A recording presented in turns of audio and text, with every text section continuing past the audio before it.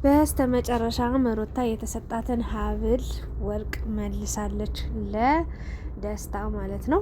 ዳኒ ደግሞ ቅልቅል በቃ ጡል አድርጎታል። በቃ ታስሮ የሆነ የተፈታ ውሻ ነው የሚመስለው። በቃ የሆነ ንቀቱ ጥጋቡ ኧረ ወጠረው ውጥርጥር አለ። በቃ ውጥርጥር እንዴ ከሩታ ጋር ሆነው በደስታ ሙድ ነው የያዙበት። ቀለዱበት፣ አሾፉበት እስከ ጥግ ድረስ። የምሬን ነው ምላችሁ። በቃ አታስፈልገኝም። መጀመሪያ እኮ አብርሽ ካጠገቧ ስላልነበረ ደስታን ተቀብለው ነበረ። አሁን ደግሞ ዳኒ መጣልኝ ብላ ደስታን ሽምጥጥ አረገችው። በቃ አላቅም አለችው። በቃ መስሎ ነበር ጀመርን፣ አሁን አታስፈልገኝም፣ በቃ ቻው አለችው። ቻው። ለዛውም በዳኒ በቃ ሙዳ ሲዛበት ምናምን። አረ ይገርማል። እንደው ዳኒ ግን ምን ይሻላል በፈጣሪ። ሩታ ራሱ ምን እየሆንሽ ነው? ግራ ገባድ እኮ እናንተ። እንደው አንዳንዴ ልጅ እንኳን ስንወልድ ወይ ደግሞ ስትወልዱ ለልጃችሁ ምንድን ነው አስቀምጣችሁ የምታልፉት? ነገ ከነገ ወዲያ ሰው የዘራውን ነው የሚያጭደው። በነገራችን ላይ መልካም ነገር ካደረጋችሁ መልካም ነገር ይገጥማችኋል። ግን በሰው ላይ ሙድ እያያዛችሁ እያሾፋችሁ በሰው ላይ እየቀለዳችሁ ምናምን የምታልፉ ከሆነ ነገ ላይ ደግሞ ጊዜ ራሱ ይቀልድባችኋል። አንዳንዴ ጊዜ ያነሳል ይጥላል። እና ይሄ ልጅ እንግዲህ አፍቅሬ የመጣው ነው ያለው። ያልተቋጨ ፍቅር ውስጥ እያለች ትዳር ውስጥ ነች። ኢቭን አልተፋታችም ምናምን ነገር ማለት ያን ያህል ሁሉም ነገር ያለቀ የተጨራረሰ ነገር አልነበረም። ሶ መናገር ነበረባት። ወደኝ ስለመጣ አፍቅረኝ ስለመጣ አመሰግናለሁ፣ ቴንኪው። ግን እኔ ያልጨረስኩት ያልተቋጨ ታሪክ ያለኝ ሰው ነኝ። ስለዚህ አንተና እኔ ብንቀጥል ጉዳት እንጂ ትርፍ አይኖረውም። ስለዚህ ወደ መጣህበት ሀገር መሄድ መቻል አለብህ፣ አይሆንም ብላ በጸባይ ልቡም ሳይሰበር ሳይጎዳ ቢመለስ ወደ መጣበት ወደ ነበረበት ቢሄድ ምንም ነገር ሳያጣ በጊዜው ቢሆን ጥሩ ነበር። አሁን ላይ ግን ብዙ ነገሮቹ ተበላሹበት፣ ብዙ ነገር አጣ። በዛ ላይ ደግሞ የሰጣትን ስጦታ ተቀበለች አይደለ እንዴ? ከዛ ዳኒ ገዛልሻለሁ ብሏት ነው መሰለኝ ወርውራለታለች ወይ ደግሞ መልሳለታለች። እሺ ብሎ ተቀብሏል። እና አፍቃሪ ስለሆነ በጉልበትም ሊያደርግ ሞከረ፣ በኃይልም በመናገር ምናምን ፈለገ። ግን ደግሞ ሩታን ወደሱ መሳብ አልቻለም። ወይ ደግሞ ሩታ ሲጀመር ለአብርሽም አልሆነችውም። እንኳን ዛሬ ለመጣ ወንድ ለአብርሽም አልሆነችውም። እና ልትቀጥል አልፈለገችም፣ ከሱ ጋር መሆን አልፈለገችም። ሶ አሁን ዳኒ አለውልሽን ያለውልሽ እያለ ከማጠሩ መጎጠሩ ወሬው ሁሉ ነገር ድራማ ያስቀኛል። በነገራችን ላይ ዳኒ ማለት ነው። እና በሱ ደግሞ ተማምና እንግዲህ ደስታ ላይ ሙድ ይዛበታለች። እግዚአብሔርን በጣም የወረደ ነገር ነው ያየውባት ዛሬ። ምንድን ነው ሩታ እንዲህ በጣም ተቀያየርሽ? የእውነት ነገ እኮ አንቺ የምትወድቂበትን አታቂ። ነገ አንቺም ልክ እንደ ደስታ ሙድ የሚያዝብሽ ቀን ሊኖር ይችላል። ቢያንስ ይሄን ሰው ለንግግሬ በጣም ምን ታመጣለህ? እጅን አትንካኝ፣ አጠምዝዘኝ ምናምን።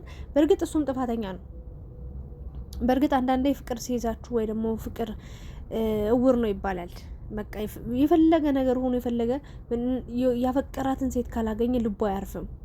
ያ ነገር ስለሆነ ከባድ ነው። ግን ከጅምሩም ሲያያት አብረው ሆና ልጅ ወልዳለት አብረው ብዙ ላይፍ አሳልፈው ብዙ መንገድ መጣው እጥፍ ብላ ከአብርሽ ጋር ያለውን ነገር ሲያይ ለአብርሽ ያልሆነች ሴት እንዴት ለእኔ ትሆናለች ብሎ ማሰብ መቻል ነበረበት ገና ከመጀመሪያው ከጅምሩ። እሱ ግን ያንን ነገር አላደረገም። ዝም ብሎ ገባበት። ከዛ አሽቀንጥራ አስወጣችሁ፣ ጊዜና ቦታ ሲመቻችላት ማለት ነው። እና በእርግጥ አንድ ነገር ተስማምቻለሁ። ምን አለች? ከውጭ ነው የመጣ ገንዘብ አለህ ብዬ እኔ እንደ ሌሎች ሴቶች ብር አልተቀባበልኩም፣ በጥቅማ ጥቅም አልተጠቀምኩብም፣ ምንም ያደረኩ ነገር የለም ነው እያለች የምትገኘው። ግን ፈገግታዋ፣ ሳቋ እንዲሁም ደግሞ ጊዜ ለሱ ስትሰጠው ተስፋ እየሰጠችው ነበረ። ወይም ደግሞ አብራው እንደምትቀጥል አብራው እንደምትኖር እሱ እንደፈለጋት እሷ ፍላጎት እንዳላት ታስመስል ነበረ። እሷ እያስመሰለች ነበር። እሱ ደግሞ ሪል ላይፍ መስሎት ብዙ ርቀቶችን ሄዷል። በስተመጨረሻም እንግዲህ እውነታው ተገልጦ አይኖቹ ሁሉ ማየት ጀምረው ቆርጦን አውቋል። በቃ ይሄ ስጦታ ነበር እኔ እናንተን የሚያስተሳስረን፣ ስለዚህ አልፈልግም በማለት እንግዲህ ስጦታውን መልሳለታለች። ግን ስጦታውን ስትሰጥ ዳኒ በጣም እየቀለደበት እያሾፈበት ነበረ።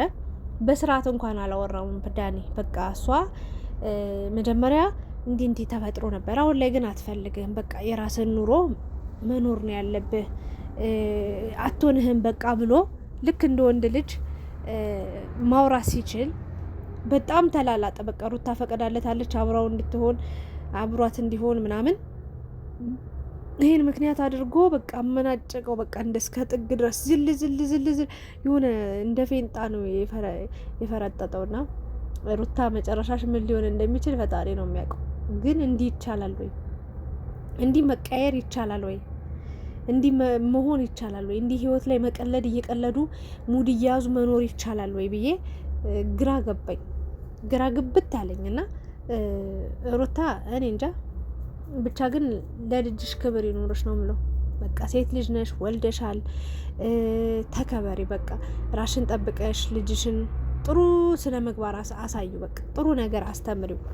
ምክንያቱም የማንዘር ጎመንዘር አሉ እንደዛ የሚባል ነገር እንዳይመጣ፣ ወይም ደግሞ አሳዳጊ የበደለ በቃ አንቺ ለልጅሽ አራያ መሆን መቻል አለብሽ። ለልጅሽ ነገ ምንድነው አስቀምጬለት ነገ የኔን ቪዲዮ ቁጭ ብሎ ሲያይ ምንድነው ከኔ የሚማረው ብለሽ ማየት ማስተዋል መቻል አለብሽ። ዳኒ በቃ እንዴት መሰላችሁ የዳኒ ስራ ዩቲዩቡ ቀዝቀዝ ሲልበት ቲክታክ ላይ ይሄዳል። ቲክታክ ላይ ደግሞ ሲጨፍር ሲወቅጥ ይቆይና መጨረሻ ላይ ደግሞ ቲክታኩ ቀዝቀዝ ሲልበት ዩቲዩብ ላይ ሩጦ ይመጣል። እንግዲህ ሩታን መጧ አልጠየቃትም፣ መጧ አላያትም፣ የልደቷ ቀን ራሱ አልተገኘም። አሁን ላይ ግን በቃ ደስታ የለም፣ አብርሽም የለም። በዚሁ አጋጣሚውን ልጠቀም ብሎ መጧል። ሩታም ደግሞ 2 እጆቿን ዘርግታ ተቀብለዋለች። ምን ማለት ነው? አብርሽ በቃ ሄርሜላ ጋር ሄዷል። እንደማይመለስ ታውቀዋለች። ከባድ ነው። ልትመልሰው ሞክራ አስባ ፈልጋ ነበረ። ግን ትናንትና አልቀበል ባላቀሽ አልፈልግም ነው ያላት። አትቀያየሪ ብሏት ሲሄድ ያላት አማራጭ ማን ነው? ደስታንም አስቀይመዋለች፣ አስከፍተዋለች። ለነገሩ እሱ አፍቃሪዋ ስለነበረ እንደፈለገች ብታደርገው አብሯት ይቆይ ነበር።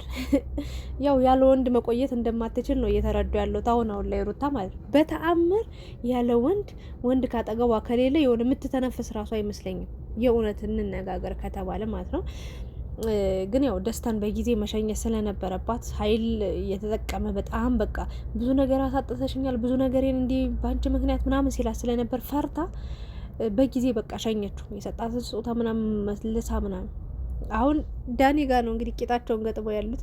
ጀስት ጓደኛዬ ነው ምናምን የምትለው የልጁ አባት ነኝ እያለ እሱ ደረቱን ነፍቶ መጦ እያወራ እሷ ግን ጓደኛዬ ነው ምናምን ትላለች። እንደው በየትኛው ዘመን በየትኛው ክፍለ ዘመን ነው ባለትዳር ሴት አንድ ወንድ ጓደኛ ዳኒ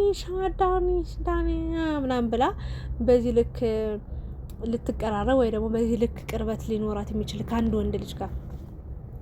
አንድ ሴት ልጅ ባለትዳር ሆና በዚህ ልክ እንዴት ከወንድ ልጅ ጋር ጓደኛ ልትሆን ልትቀራረብ ትችላለች? ለማንኛውም ግን ራሳችሁን ልትሸውዱ ትችላላችሁ፣ እኛን ግን አትሸውዱም።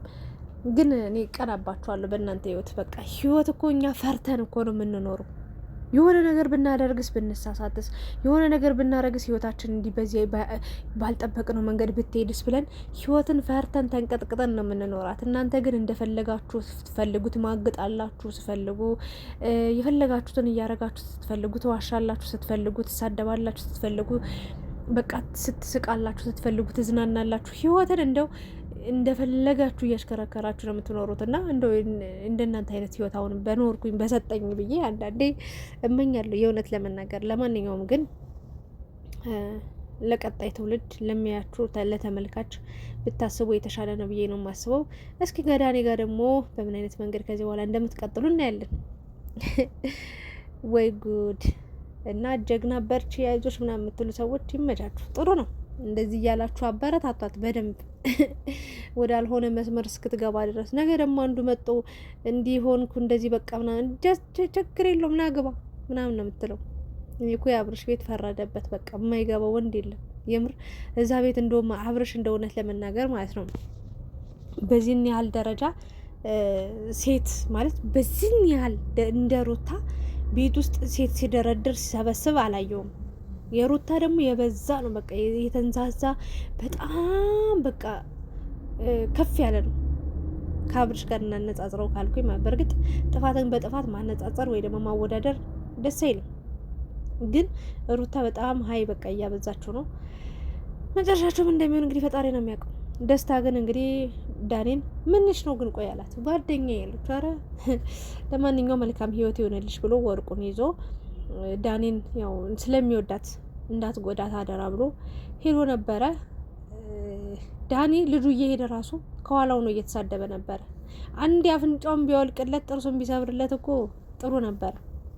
ግን ደግሞ ልጁ አፍቃሪ ስለሆነ በቃ ትህትና በተሞላው መንገድ እንደዛ እያሾፈችበት፣ እየቀለደችበት፣ እየሳቀችበት ኮስተር ብላ በቃ ይቅርታ ማለት ሲገባት ከዳኒ ጋር ሆና ሙድ ስትይዝበት ጸጥ ብሎ ነው ሄደው። አፍቃሪ መሆን አንዳንዴ ከባድ ነው። ለማንኛውም ግን እስኪ ቅናሽ ያርግልሽ ብያለሁ።